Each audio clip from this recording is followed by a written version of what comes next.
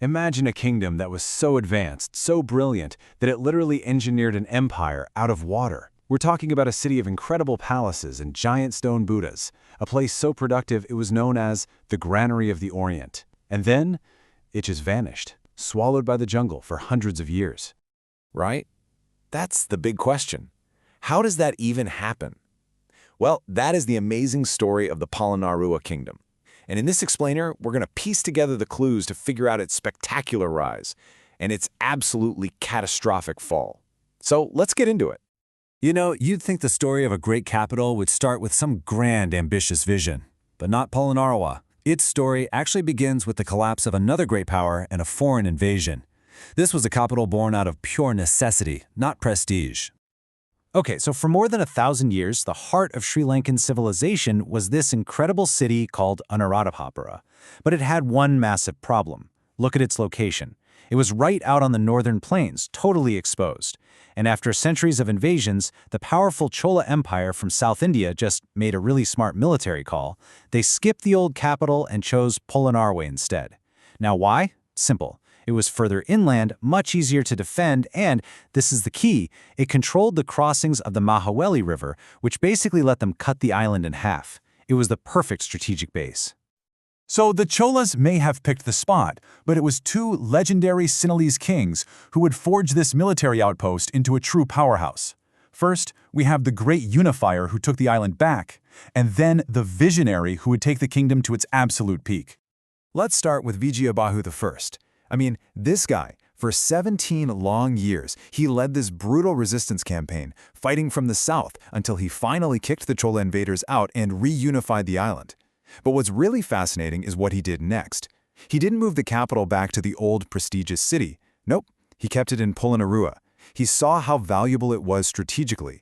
From there, he started rebuilding the whole nation, reviving Buddhism, bringing in monks from Burma, and, most importantly, he started repairing all the irrigation networks that had been neglected. He basically laid all the groundwork for the greatness that was about to come. And that brings us to the kingdom's most famous ruler, Parakramabahu the Great. And this quote tells you everything you need to know about his entire philosophy. This wasn't just some poetic line. This was the actual blueprint for one of the most incredible engineering projects of the entire medieval world. You see, Parakramabahu understood something fundamental about his kingdom. He knew that to control the island's destiny, he first had to control its water. So he set out to build a civilization that didn't just use water, but was built on its complete and total mastery. This is what historians call a hydraulic empire.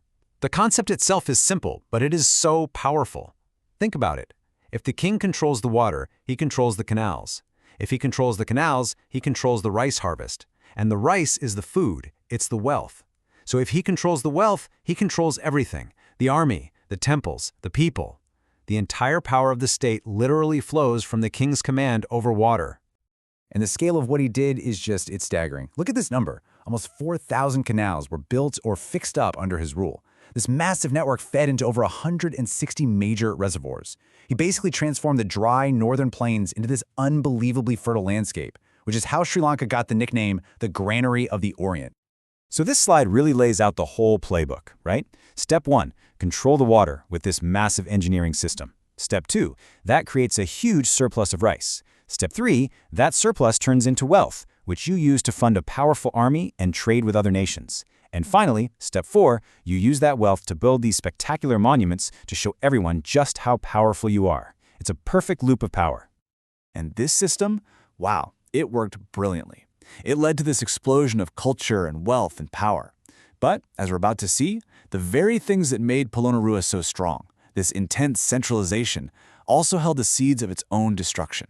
Its greatest strength was, in fact, its fatal flaw. And just look at what they accomplished at their peak. It is just astonishing. The centerpiece was the Parakrama Samudra, a man-made sea so huge it supported the whole kingdom.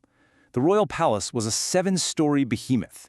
The art, like the incredible Buddha statues of the Galvihara carved out of a single piece of rock, is still considered some of the finest in the world. They were so powerful, they were launching successful military campaigns overseas, and the king even unified the different Buddhist sects on the island. But all of this brilliance came at a pretty steep price. This amazing system was like a complex machine that needed massive amounts of resources to run, all funded by really heavy taxes. Everything depended on the king, and all those foreign wars were a constant drain on money and people. It was a spectacular system for sure, but it was also incredibly fragile. It could really only be run by a genius as capable and, frankly, as ruthless as Parakramabahu himself. And, well, the moment he was gone, the machine just broke. His successor tried to copy his style with all these flashy building projects, but all he did was empty the treasury. After he died, the whole kingdom just imploded.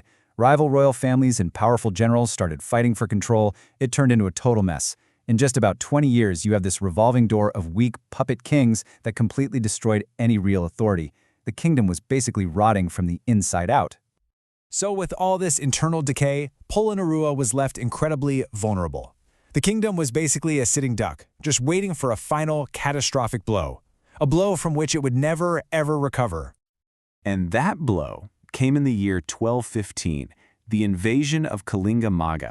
And you have to understand, this wasn't your typical conquest. His forces weren't there to take over. They were there to shatter the civilization. The old chronicles describe it as a complete reign of terror. Monasteries and libraries burned, society completely broken down. It was a cataclysm that didn't just break the kingdom, it broke the hydraulic system that was its lifeblood. And this slide just illustrates the consequence perfectly. With no strong king to maintain the canals and reservoirs, the whole system collapsed. The granary of the Orient turned back into a dry, desolate land. And the people, they did the only thing they could do. They left. A massive migration began, away from that ancient heartland in the north and down toward the southwest, where there was more rain and the land was easier to defend. This was truly the end of an era. And this chart, wow, it really puts it all into perspective. The first hydraulic civilization, Anuradhapura, lasted for 1,400 years. Polonnaruwa, for all its glory, lasted just over 160. Its collapse marked a permanent shift in Sri Lankan history. The age of the great hydraulic empires of the north was over for good. But its legacy is still with us. Today, Polonnaruwa is a UNESCO World Heritage Site, filled with art that helps define Sri Lankan culture.